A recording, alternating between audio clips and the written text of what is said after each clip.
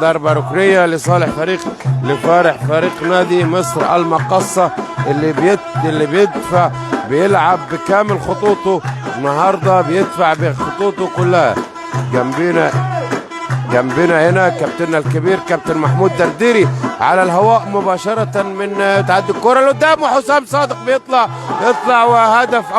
هدف أول لصالح فريق مصر المقصة، بيتقدم بالهدف الأول الآن. تقدموا بالهدف الأول فريق مصر المقصة بالهدف الأول الآن. جديد تفتح أبوابها من جديد.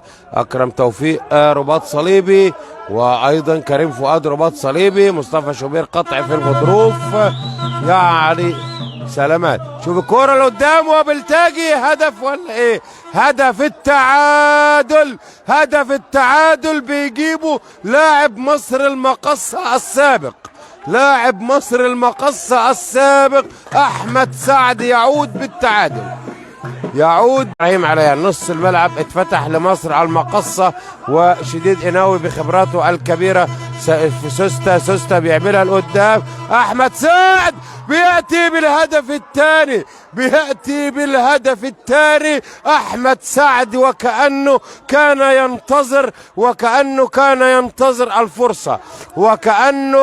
ينتظر الفرصة. احمد سعد يأتي بالهدف الثاني لصالح فريق نادي المدينة المنورة. اول مباراة رسمية لأحمد سعد مع نادي المدينة المنورة النهارده. هدف في الدقيقة 20 من بداية المباراة. أحمد سعد من أول الدوري لن يلعب إلا مدينة المنورة، يتقدم 2-1 على مصر المقصة.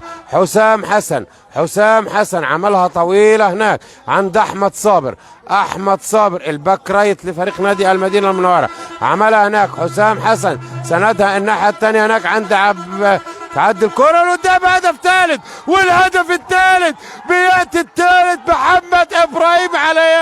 محمد إبراهيم عليان لاعب الاتحاد السكندري القادم للمدينة المنورة، بيأتي ده بنوة عمر